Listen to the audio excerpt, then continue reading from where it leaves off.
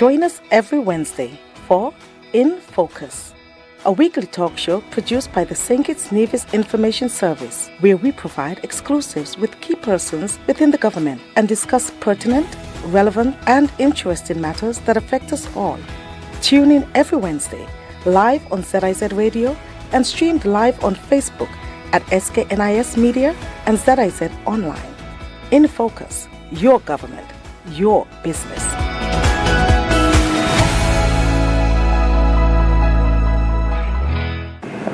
I'm Ian Richards, welcoming you to InFocus, a weekly program where we take a closer look at developments within and across the government of St. Kitts and Nevis, your government. Today's discussion will focus on two initiatives by the government to facilitate national development through participation and investment. Now, firstly, under investment, we'll discuss the exciting new phase of the Achieving Success through Personal Investment, Resources and Education program, commonly known as ASPIRE. Now, ASPIRE, as it is commonly called, is an innovative approach to help citizens build wealth and develop financial literacy from an early age. Then we'll turn our attention to the upcoming 2026 National Budget Consultation, a series of community meetings and the National Forum that invites citizens to share their ideas and priorities for the next fiscal year, giving the public a real voice in shaping the nation's development agenda. Dr. Marcus L. Natta, the very busy Cabinet Secretary to the federal government, is here to share updates on ASPIRE and inform what we can expect as the government takes the budget conversation on the road. Stay with us for InFocus, your government, your business. What if your child's journey to wealth could begin with a single step? Through ASPIRE, every young citizen aged 5 to 18 receives 1,000 EC dollars, half in savings, half invested in their future. Financial education for life. Sign up today. Give your child a future of financial freedom. Don't wait for wealth to knock. Create it with ASPIRE.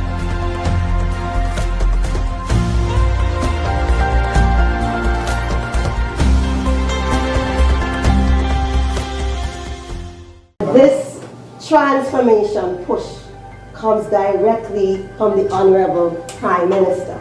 His vision of a transformed nation based on the issues of financial prudence and wealth creation is why we are here. If we are able to introduce a program like this where we give our students the knowledge, the skills, the capacity to really grow in this sphere of financial education and financial advancement, they can start on the starting line and not start behind the starting line trying to catch up. And so this program, I think, has to be part and parcel of the educational system. There is hardly any job anywhere in the world that will pay you enough for you to, of course, build the type of financial life that you would want and to really become financially independent. And it is not because you don't get enough resources, it is because the tools to manage those resources to get to there, those tools are lacking. And not because people don't have the capacity, but because they're not given the opportunity, especially at an early age, to start thinking like that.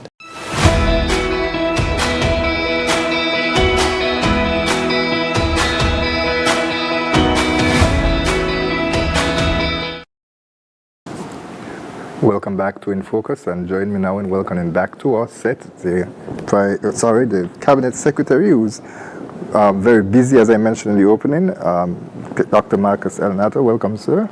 Thank you so much, Mr. Richards, for having me. I think I was just about to graduate you, maybe in the future. Maybe. Okay. So, for those who would be listening on and following our program online, they would have just heard from Sybil Welch of ECCB and also, of course, Prime Minister, who is the Minister of Finance, Dr. Terence Drew, the Honorable Dr. Terence Drew. And there was a clip that we took from the training, the launch of the training for teachers for the ASPIRE program. But before we get into the training, can you remind those who may not be aware what the ASPIRE program is? Yes, and thanks for again inviting me to to come on this wonderful program.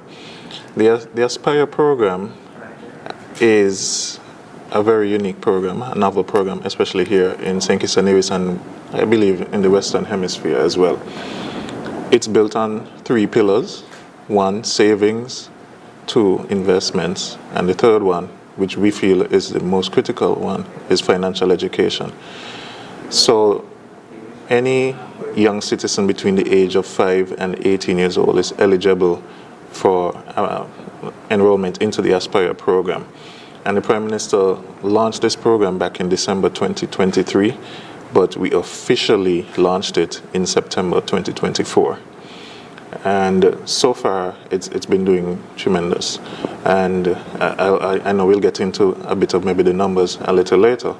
But more importantly, what we see Aspire as is very foundational in terms of empowering young persons to build their financial wealth and to hopefully turn and improve generational wealth for a lot of families here in St. Kitts and Nevis. Right, and so of course I mentioned you're the very busy cabinet secretary. So tell us, what is your role with Aspire? What is my role? I like Socrates, right? So not the Calypsonian, necessarily the Calypsonian. I like his music too, but the Greek philosopher. And just to paraphrase, he says, "I am intelligent because I know that I know nothing." And that's how I feel as the chair of the Aspire Task Force. I really lean heavily on my colleagues who make up the task force, because they are really the experts in terms of finance, economics, banking, investments, and all of these things. And therefore, I am more just there to guide, and to keep us focused on the goal and so on. But I really rely heavily on my team members to execute a lot of what we've been able to accomplish and what we will accomplish with Aspire. Right, and so of course, as I mentioned at the top, and persons that have heard the voice of Sybil Welch, she's a part of that team. Yeah. Tell us about some of the key partners in this initiative. Well, definitely the ECCB, as you mentioned, the cable, and the St. Kitts Nevis Anguilla National Bank. Those 2 entities are critically important to Aspire, because 1, the savings accounts for these young persons are housed at the St. Kitts Nevis Anguilla National Bank, as well as the investment portfolio will be shared between National Bank and the cable. So those are 2 of our very key partners. But ECCB is critical in the sense of the financial education component. They have a program that they have within the ECCU in terms of financial literacy, empowerment, skills building, and so on. And so we've leaned heavily on them and their expertise in that area to help us build out our own Aspire financial education program and the curriculum. And then outside of those entities, the Ministry of Education, which is of course part of the government, but the Ministry of Education in particular is a very key partner, again working with us with the schools and getting the curriculum developed, revised, tweaked as the case as may be needed, and also being a key partner in answering any questions and queries that parents or guardians may have as it relates to the program, because we do rely on them. They have phone numbers there, and persons call them, I understand, all hours of the day and night to ask questions. So they're a key partner as well. And outside of all of that, the task force is also made up of persons from financial institutions. We have the Bankers Association represented, the credit unions are also represented. And so I think we really have a strong team that can really pull this off. And we, as you can see, we've done quite a bit already. Right, so you mentioned that, of course, it was launched in the latter half of 2024 at the end of the year. But since then, legislation, of course, it went to Parliament. Why was it necessary to get that parliamentary approval? Well, we really view the Aspire program as something very revolutionary. We want to place it along the lines of universal education when that became available, Social Security, these sorts of endeavors that maybe persons never even appreciated at the time, but now really see the true benefits that are being reaped from such programs. And that's how we view Aspire. So therefore, we didn't just want to make it another project or initiative and maybe just put a policy document in place. We really wanted to strengthen it, make it robust, sustainable for the future as well. And so the best way to do that is always to legislate, because any changes that may need to happen to the program, we want it to be done in a systematic way and not just in a haphazard way. And going back to Parliament is always the best way, because Parliament ought to represent the people. And therefore we embedded it in legislation. But more so as well, as part of that legislation, there is to be a fund set up, an Aspire fund, as well as an Aspire council to manage that fund. And we thought that was critically important. While it is a government initiative right now, what ultimately we would like it to do is be independent of government, right? And be run on its own, generate its own revenue, so that the investments, the shares, the dividends that these young people will get can be, increased, right? And government is quite busy with lots of other things. And so if you can take that out of government's hands, so to speak, while still, having government oversight, that will help a lot. And the legislation really highlights that. Now, you mentioned also that in terms of how the government views Aspire as in revolutionary, like Social Security and universal education. Yes. That's the same term that the leader of the opposition, the Honorable Mark Brantley, used. He said that he compared it to those type of programs as well too, and so it shows that there really is buy-in from the opposition, and that which is very important. It's critically important. I recall going over to Nevis and going and give a presentation at the Nevis Island Administration's cabinet meeting, and that was in the very early days of Aspire, and I was able to present and answer the questions that the cabinet members had. And I think leaving that meeting, the Premier and his other members really got a real sense of what we were trying to do with Aspire, and they were totally on board. They have been on board. They've been a tremendous resource for us and asset as well,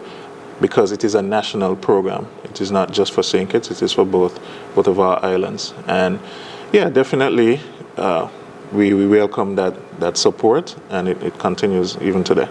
So that's a good recap, Capsec. So tell us, where are we now with Aspire?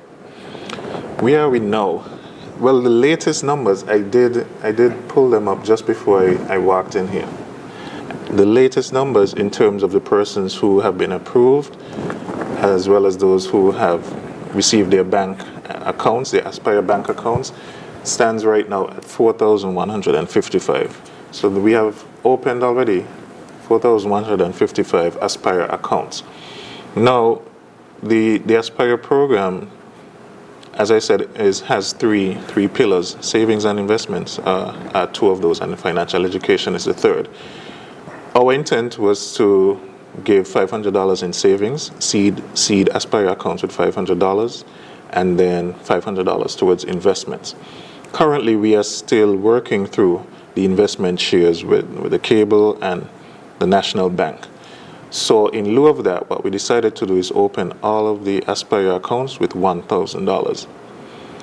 And having done that,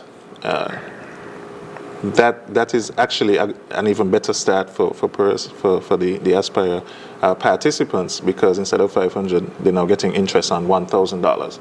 And once the investment part of things is ready, and we're working quickly on that for hopefully towards the end of this year, early next year, then we'll just extract the $500, and the interest and balance of the funds would remain. And so if you do the math, that's 4.15 million that the government has already invested, and we continue to receive applications, continue to review and also approve applications. From our numbers in the task force and working with the Ministry of Education, we really believe that we are almost halfway there in terms of the numbers of eligible applicants, right? And so we are doing our work to ramp those up. I can tell you we have a pretty high number, which we're trying to get down, a pretty high number of persons who started applications, not completed, and some who have completed, but we've been calling them and following up to change certain information or to correct some of the information. So if you add in those, we're really doing well in terms of the program and the sign-up so far. But one would ask why, given that it is a program that really would be very beneficial to their children, and especially I'm looking at if you're starting off at 5 or 6 and the time comes, say, 12 years from now and you're ready to go to college, I mean, that could be a very significant investment that you can tap into to help to pay down your fees. So why do you think that is a bit of a, I wouldn't necessarily call it a lag, but that there is more persons who would have taken advantage? Well, I mean, it's something new. It's something new. It's novel, and oftentimes people can be apprehensive. We have to do our part as a task force in terms of communications, right, and getting out there some more, and we'll be working on that, getting out there some more in the schools, in the communities, which we have done a bit already, maybe ramping that up some more, and really letting people understand what the program is about. The thing is, it is really heavily based on the parents as well, right? And so it's the responsibility of parents and guardians to sign up their children. I can tell you, I believe if the students, especially the younger ones, could sign up themselves, they probably would have already signed up. But we do need some particular information that only the parents can provide, and so we continue to encourage parents and guardians to sign up their children. But like I said, we will be endeavoring to ramp up our communications and awareness about the program, so persons can really buy in and sign up. You mentioned that 4,155 accounts have been created. Are parents notified when these accounts are created? Yes, correct. That they are notified. Of course, they have to enter email addresses and so on. So we use email at the moment to send them notices. We do send, on the time you apply, you get an acknowledgement that you have applied and that it's under review. Once it's approved, we tell you you are approved. And then once the bank account has been created and open, we send another email saying it's open, and we give you the account number and other details. So can a person go into National Bank and check on the accounts? Yeah, definitely. What we are trying to work with the bank on right now is having persons be able to view it online on their devices, etc. What we are trying to avoid, of course, is any crossing of accounts and that sort of thing. So it would be a view-only feature where you can actually watch the progress of the funds, watch the interest being compounded, and so on. But the stipulation is for the Aspire savings accounts that you can only deposit, you cannot withdraw until the participant has matriculated through the program, 18 and over, right, at that point. And I would imagine that of course, there are a number of parents who have their own accounts as well, so they set up accounts for their children, but it would be nice if they can also add to it because it really benefits the future of the children. Right, and we encourage that. Christmas is coming up, for example, you might get some Christmas money or birthday money. We encourage the students to deposit those funds to the Aspire accounts. Right, okay. Capsic, as you mentioned, there's financial education literacy part of it that is going into a new phase now. The government is really prepared to ramp up that part of it, and so we're going to have a discussion with that. But before we do that, we're going to have our first break. Stay with us, viewers and listeners. We'll be right back with more In Focus. What if your child's journey to wealth could begin with a single step? Through Aspire, every young citizen aged 5 to 18 receives 1,000 EC dollars, half in savings, half invested in their future. Financial education for life. Sign up today. Give your child a future of financial freedom. Don't wait for wealth to knock. Create it with Aspire.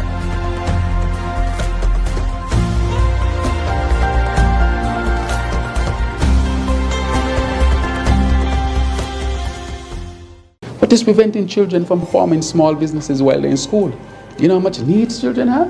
You know how much opportunities there might be? They get this tool and the child might say, well, students tend to forget their pens at home. My small business is going to be, when you forget your pen at home, I am selling a pen. Simple as that. I'm just thinking that they can start identifying the needs, even within their school environment, and start to be entrepreneurs of really fulfilling those needs and learning how to make money, manage the money, save their money, and invest their money. And so I want to say that this program is really aimed at that.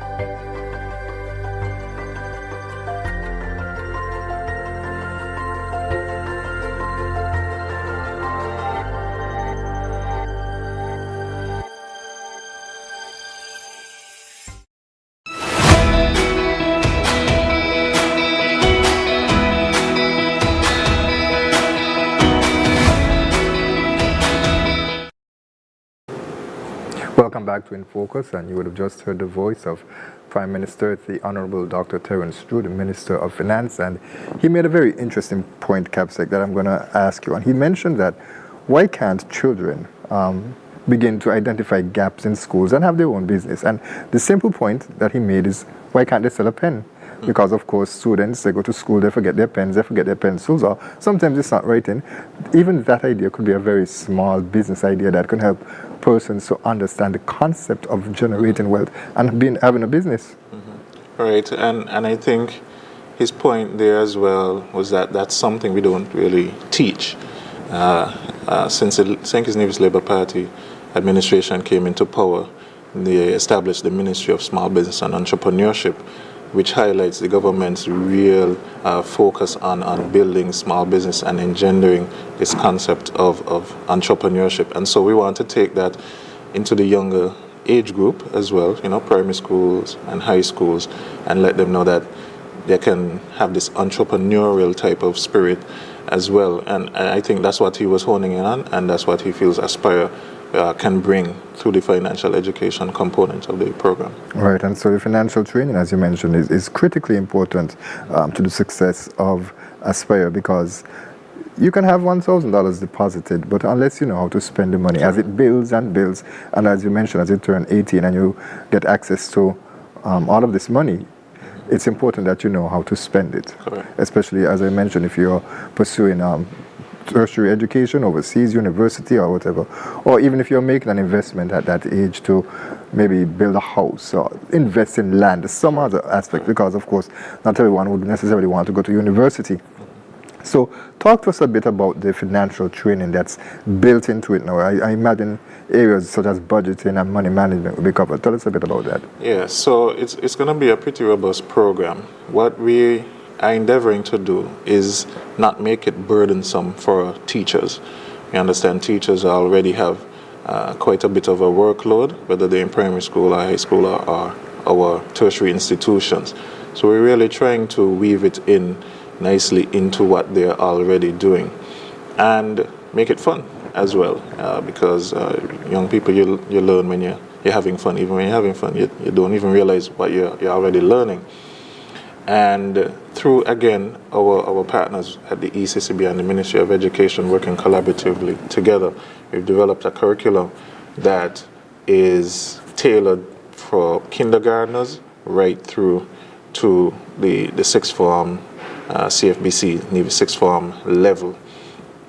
And what that does is really give teachers an opportunity to learn from each other as well. That's what our training sessions are doing right now. We're doing some train-the-trainer sessions, so we're piloting it in some of the schools in St. Kitts and in Nevis, and we started that last week.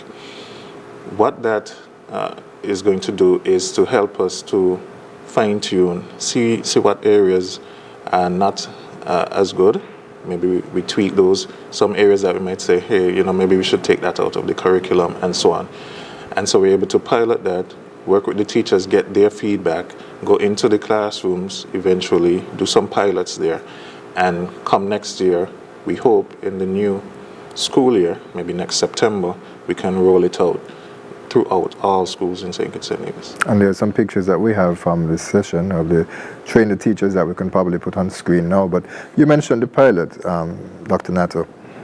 What factors influenced the decision to pilot the program? And there were two schools in particular that were mentioned, which is the Washington Archibald High School and the Bassia High School. What factors influenced the decision to use those schools to start with? Well, we were looking at this size of the schools. Sometimes you may think maybe starting in a in a small setting for pilots, is better. But in discussing with the groups and reaching out to the Ministry of Education as well and going back and forth, we thought let's go with two of the major institutions with large classes or large student populations and see how we do there. So that's really why.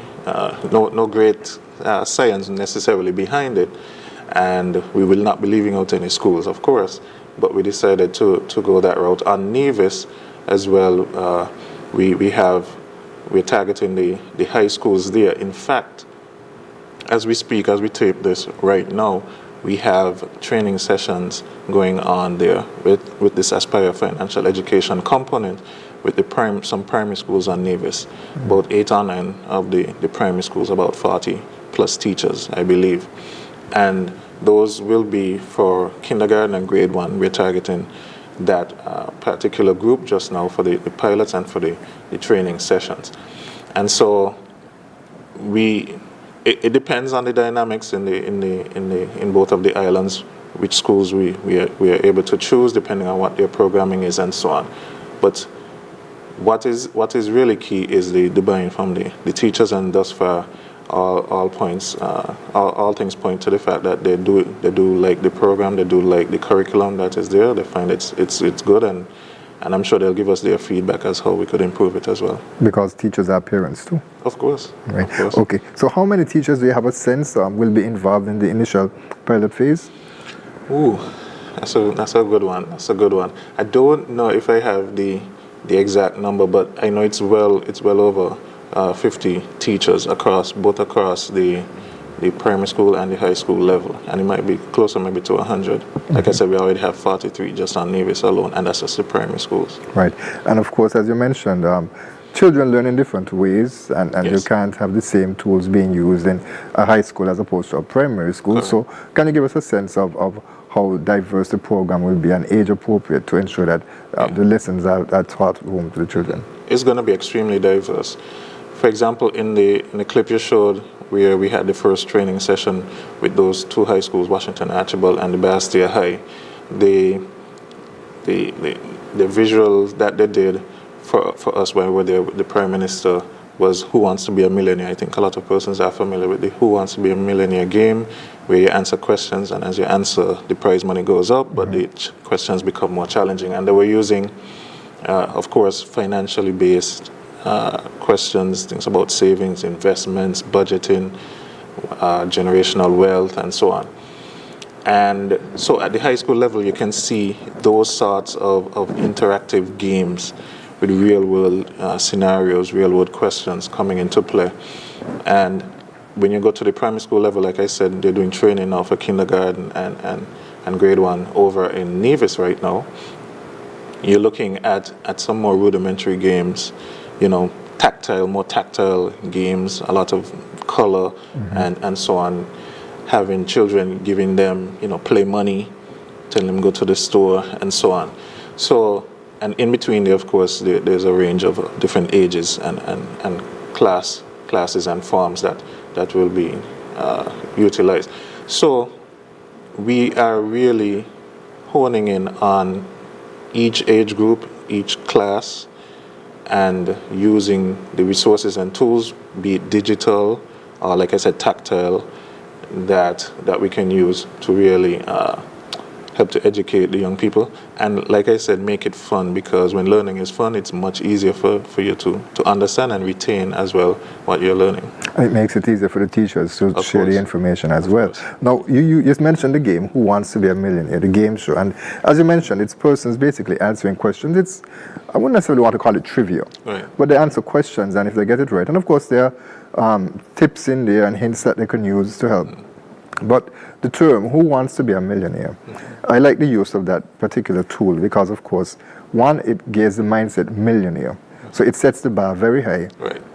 as it relates to how far you can go with the proper information. But then also, as opposed to answering the questions, which would be based on your knowledge, you will get the knowledge, but you also will be getting skills that are built into the program. Yes, exactly. And that's what we're really going for. And that's why the financial education component is the most important the most important part of this whole program. Like you just said, you can give somebody $1,000 at any time, and then it can just disappear the same minute. So the financial education component is critically important. And on top of that, all of the young people in these schools will get that education, even if they're not on the Aspire program, which is critical because it's open only to citizens, and we do have persons who are non-citizens, but they'll be sitting in those same classes. So even though they're not in the program, they're getting that financial education component, and that's why we feel it is really, really important. So how long will the trainers sessions last? Is there a timeline? Yes, we're using this first academic term in the school year, from September to December thereabouts, to do the trainers. Depending on how it goes, we may also extend it into the second term next year. What we want to do by maybe November is get actually into the classrooms with those same teachers that were trained, go into the classrooms and see how they apply what we have just trained them on in terms of the curriculum. Okay. And also, you touched on it earlier, but in terms of the training sessions and the importance of having the Ministry of Education buy into the program, because we saw those who were looking at the clip as we were watching this either on television or online, they would have seen Francil Morris, who is the Chief Education Officer there. Critically important that the head of the Education Department from that point is there to understand himself. Yes, and again, we appreciate the support from the Ministry of Education. They've been a strong partner for us, as well as their counterpart in NIVIS. They have been very, very helpful. And it's critical to get that buy-in from, like you said, the top level, because that matriculates down to the teachers, the principals of the schools as well. So we welcome that for sure.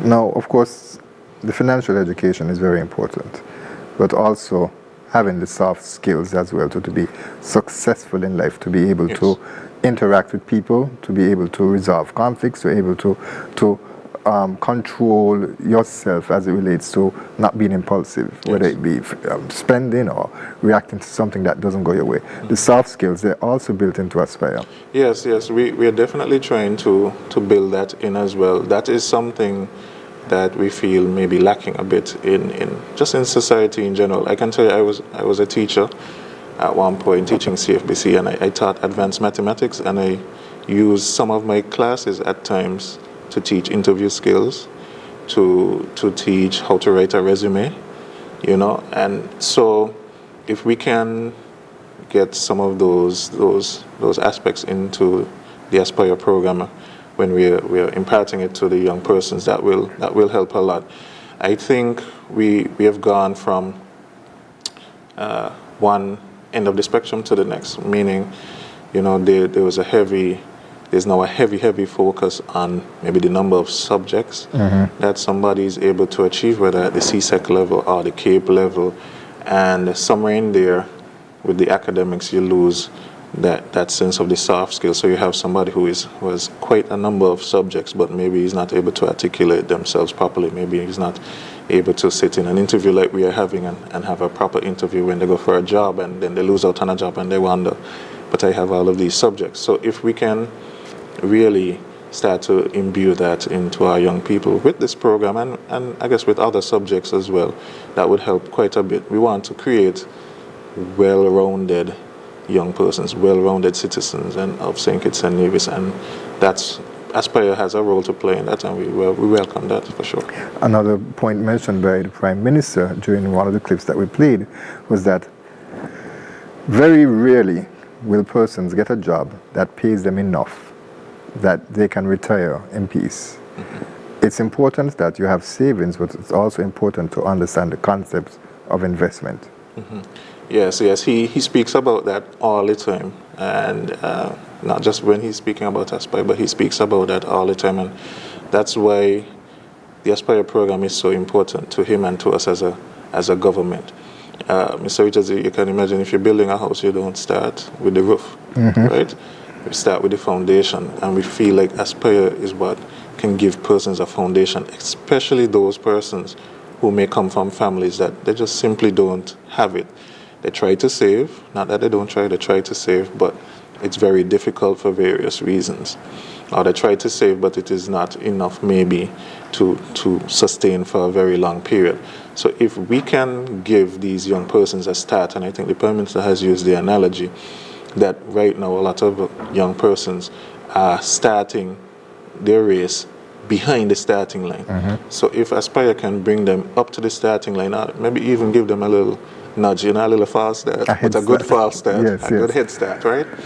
In the race, in life, then that will bode well, not just for them, but really for the entire country. And you also mentioned the academics, how heavily focused our school systems across the region are in terms of academics. So how would you answer a parent who said that this program, it's maybe helping to contribute to the overload? It's too much for the children to go through right now? Well, I mean, I would disagree with that statement for sure. I would tell them, that's not true at all. And like I said, because of these train-the-trainer workshops, we're working with the teachers to see how we can synergize what they're doing already, so it doesn't feel like it's more work on them. Nor is it more work on the students, because there's no component really of homework and doing exams. They're not going to try to give a financial education quiz and these sort of things. We want to make the learning fun but impactful, and so it really ought not to be a burden on either the teachers or the students, who both have a lot of work to do already.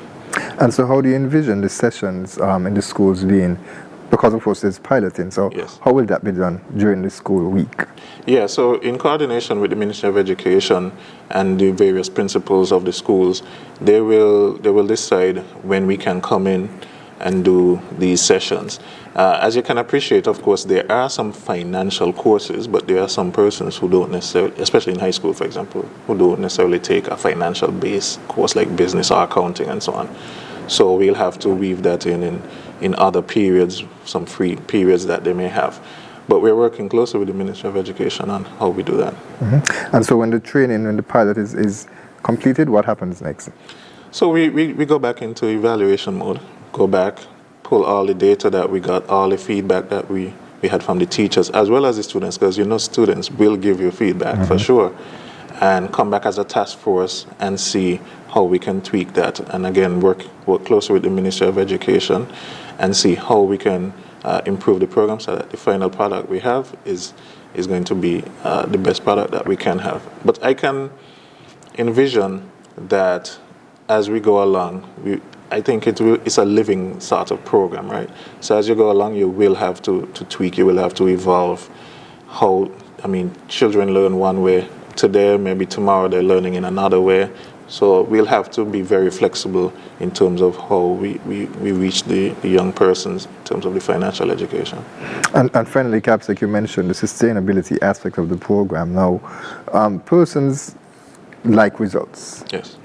And with universal education and also with Social Security, if you get Social Security at an age, you have to wait until you retire in order to, unless of course you get sick, yes, or you are disabled and so you're no longer able to work, then you get Social Security at an earlier age, but you'd have to wait for you to work. With universal education, you pursue a higher degree of learning and you come back and you get a higher job, paying job, and so it takes a while.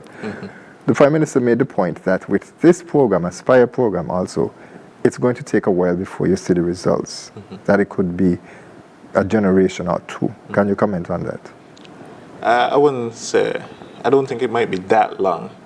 I think people like you, myself, we are beneficiaries of the universal education part of things, and I don't think it took really a generation per se for that to happen. Neither did Social Security in a sense.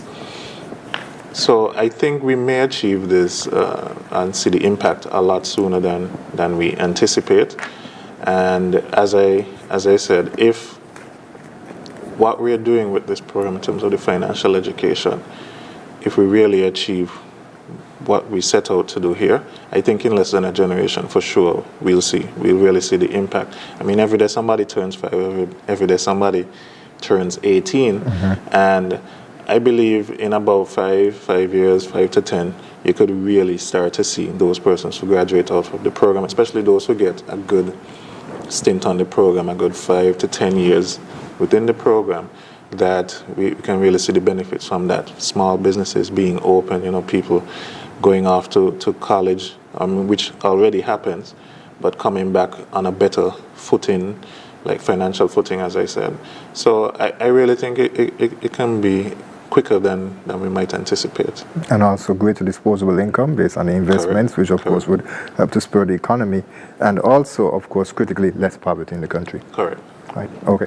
Capsec, we're going to take our final break and turn our attention then to the national budget. Of course, it is debated traditionally in December. Yeah. It's at the Prime Minister's discretion. If he wanted to have it in I suppose, November, he can, but it's budget December traditionally. So we're going to talk a bit about the budget and the upcoming consultations that have been organized to give the persons an opportunity to weigh in. So we'll be right back. Stay with us, viewers. We'll be right back with more In Focus. If you haven't done it as yet, please do it today. Subscribe to our YouTube page at SKNIS Media for regular updates, live coverage, and even more information on your government. While you're at it, like, share, and interact with our Facebook and Instagram pages at SKNIS Media and SKNIS Info.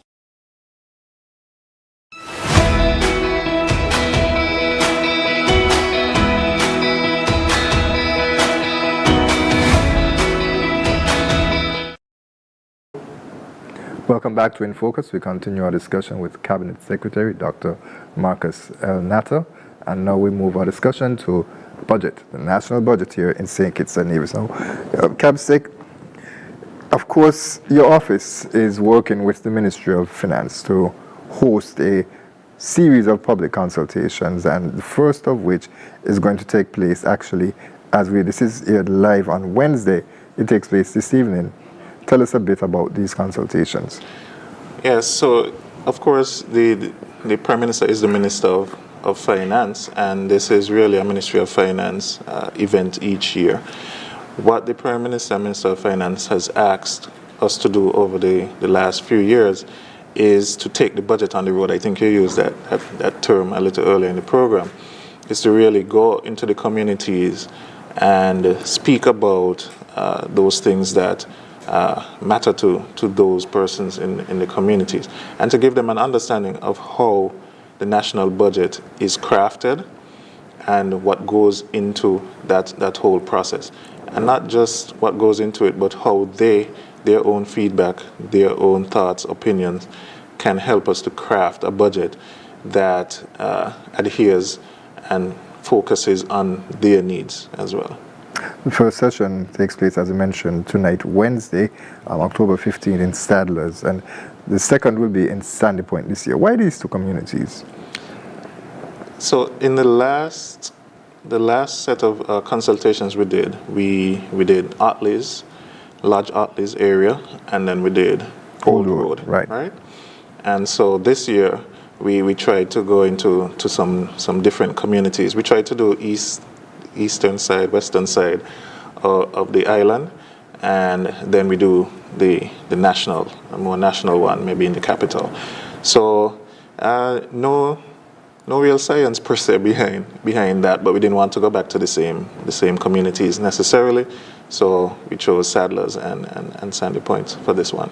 Right, and we can see some pictures now being played of the previous consultation that was held back in 2023. All right, and let's talk a bit about the theme for this year's consultation, the series of public consultations that have been held. It's called Turning Conversations into Action, Building Our Sustainable Island State Together.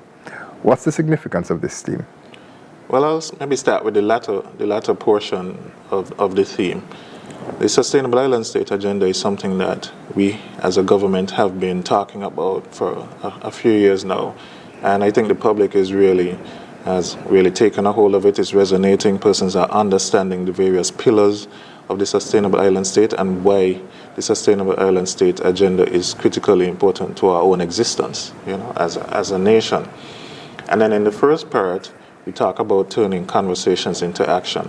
And we, colloquially persons like to say, oh, you know, it's all talk, no action. Talk, yes. You know, I like to push back a bit on that, because if you don't start with a conversation, oftentimes there's no action. Things don't just miraculously happen.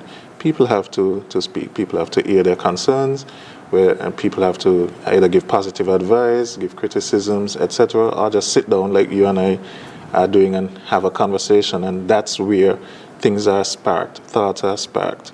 And those thoughts and opinions, feedback, now we can translate that into action. So while these consultations, of course, we'll have conversations and talk, as we like to say colloquially, though it's for us now to turn those and transform those things, those thoughts that persons share, into action, and that's what we endeavor to do with the budget in 2026. I should mention that the conversation tonight, well, it's a different series, but the public consultation tonight, as I mentioned, it's in Sadler's. It's at the Sadler's Primary School. Correct. It begins at what time? 6 p.m. All right, it begins at 6 p.m. Okay, so what can persons attending the sessions, what can they expect? Right, so again, we as a government, we have a lot of what we're doing focused around the pillars of the Sustainable Island State agenda. And this evening in particular, well, it's about 7 or 8 pillars. We'll be focusing on maybe 3 of those pillars: water security, food security, and looking at economic development and investment. And so persons, and it's not just for persons in Sadler's, of course, anyone from anywhere in St. Kitts and Nevis can attend and listen to the presentations, and of course there'll be open dialogue for persons to ask any questions and give any feedback that they wish. So that will be the thrust, and as we move on into the other consultations, we'll be delving into some of the other pillars, like the creative economy and sustainable industries, looking as well at the environment, which is critically important, and climate. So we'll be trying to touch on all of the pillars, and of course the National Forum will encapsulate all of those items where we'll have a wider discussion with some of the key partners with the government. Mm-hmm. So it sounds like, Capsec, that if you attend a session in Sadler's where you'll be given one particular, well, let's say one, I mean particular areas of interest to discuss several pillars, that it should not exclude you thinking that, oh, I've already went to the first one, I shouldn't go to the second one, because it's a different discussion. Yes, it should come to all of them, because we'll be looking at different areas of the Sustainable Island State agenda, and you'll get some new insights into what we are doing and what we plan to do in those areas. And again, it all is tied back into Budget 2026, so where we allocate funds in order to drive some of these things that we would want to do. Mm-hmm. And also, well, will there be presentations? I know we have some graphics that we can place on the screen as well from the first one that was held. And there was some information that was shared in terms of financial information, debt to GDP and economic performances. Yes. Will that be included as well this year? Yes, definitely. Those aspects have to be there. It is a finance matter after all. And so while we discuss a lot of the various pillars of the Sustainable Island State, we want to tie that into the finance portion of it, how these things are financed, and especially at the National Forum, the wider forum, where we will hear from persons like the ECCB, the Chamber of Industry and Commerce as well. They would give their own perspective locally, regionally, the global context, and tie that all back into what we're doing with the national budget. But persons should not necessarily feel that because there is that financial information that will be presented, that it may seem over their head and that they should not go. No, persons should definitely come and attend. We always encourage this. This is why Prime Minister wants us to take it on the road. So often we may have events that persons feel like they can't come to those events. Well, we are coming to you now. We're bringing it to you, into your community.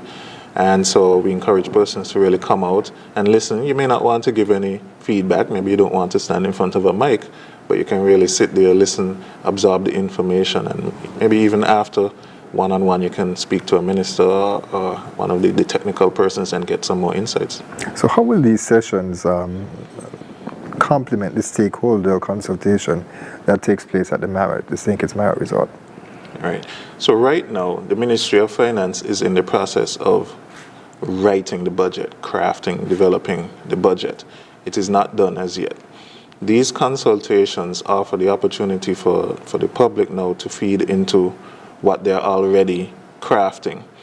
And once we do these first two, which one is, like you said, tonight on the 15th, the next one is October the 23rd, and then the National Forum is on October the 29th. We'll be able to take the feedback from the first two community consultations and weave that into the presentations that, for example, the Minister of Finance, the Prime Minister will make, as well as the Financial Secretary from the Ministry of Finance will make. And coming out of the National Forum, of course, then the national budget will be finalized by the Ministry of Finance using all of this feedback and information that we gather from the various consultations. Is there a venue for Sandy Point as yet? Has that been finalized? Yes, the venue for Sandy Point will be the Anglican Church Hall, which is just on the main road, just above the Sandy Point Primary School. Mm-hmm. And it begins at what time? And begins at 6 p.m. as well. Okay. And so the national consultation you mentioned is on October 29th. Can members of the public participate in the session at the Marriott if they're not able to attend any of the other previous sessions? Oh, definitely. We always throw out an open invitation to the public for the National Forum. It's not you don't have to walk with an invitation card or anything. It's open to the public. In fact, we encourage the public to attend and listen and ask questions. We also invite students to attend. So we send invitations to the high schools and the tertiary institutions. The little ones in primary school, maybe that's not for them as yet, but the high schoolers and definitely those in the tertiary institutions, we send invitations to them to send contingents of their students to come and listen to the program. What we've done over the last few years with this forum is really carved out as a portion for young people, for the youth, where we're speaking to the youth as well. So there's something there for all parties. Because, of course, there's some persons who may feel that it's a national stakeholder consultation at the Marriott, and so it's just for invited guests, but it's important it's to the public. You can just walk in and sit down and participate as well, too. Okay, so what are some of the key national priorities now on issues that the government would like to hear from the public? Well, thankfully, I will say thankfully, the advent of course, social media is there. So persons always express their views, right, and their priorities, their concerns. So I believe the government has a pretty good idea of some of the key things that are resonating with persons. I mentioned that this evening one of the topics will be water security. That is a big priority for us here in St. Kitts and Nevis. We're just about to complete a 2 million gallon per day desalination plant, something that I never thought would happen in my lifetime. Because that it would be necessary. That would be necessary, right. Because, we grew up where water was just there. And so that's why the Sustainable Island State Agenda is important, because climate change in particular is really hampering us. So I know that will be one of the key priorities: energy, food, the price of food, and so on. So like I said, because of social media and because of the various programs like InFocus and other programs, the public has a lot of outlets to really express their views and give their thoughts on what they think the priorities of the government should be. So we have a pretty good idea, but again, we still welcome persons coming and expressing those views.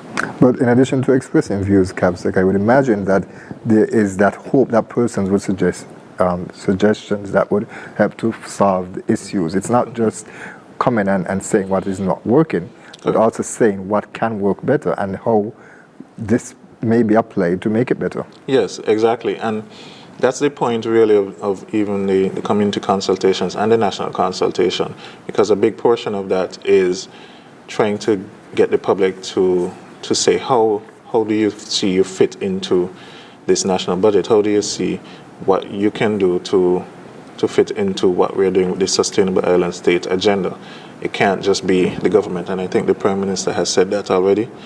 Everyone has to be on board. As much as we say Sustainable Island State Agenda, we could say it a million times, but if we don't have everyone on board, then we won't achieve it, right? And so everyone has to see that they are critically important along the journey for the sustainable island state. So when we do national budgets, your voice is important in saying what you would like to see coming out of the budget.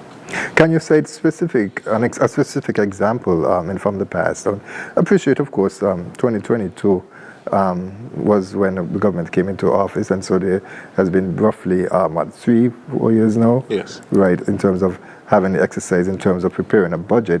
But can you give an example of where suggestions were made and it was actually incorporated into the budget? Oh, yeah, sure, definitely. I go back to the water.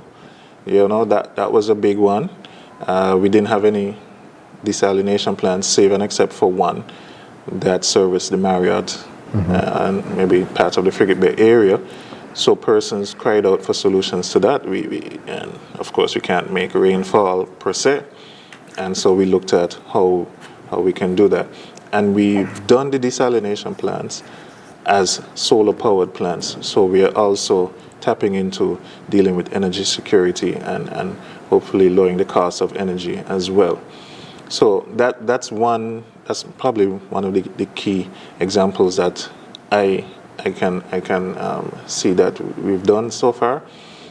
One of the other things that persons have touted as well is things like housing, right? And there's always persons who express the need for housing, and what the government is doing now is ramping up that. We've done quite a bit of work on housing as well. And because, again, of what is happening as it relates to the Sustainable Island State agenda, we are starting to build a lot differently, more climate smart. We're building up as opposed to just across.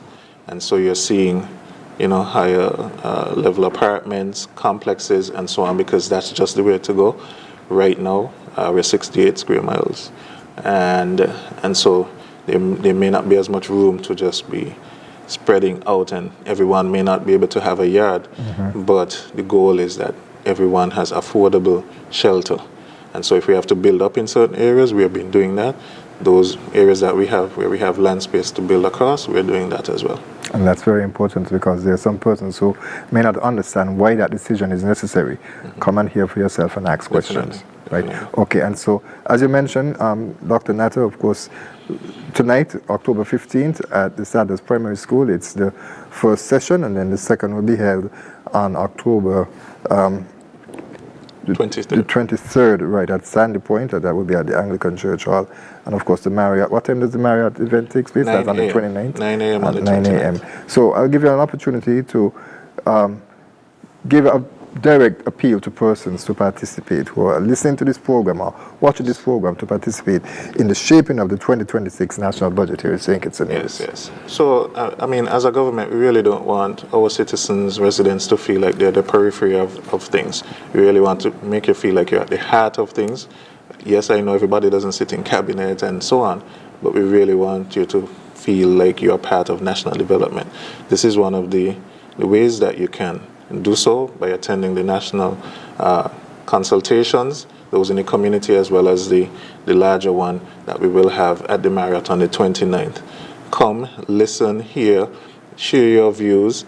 Even if you have to write it on a piece of paper and pass it to somebody, we'll take that. A lot of the students did that maybe a year or two ago when we had a forum. A lot of them wrote down, those who were maybe too apprehensive to speak on a mic, they wrote it down, they passed it to us, we passed it to the Ministry of Finance, and a lot of those measures were implemented.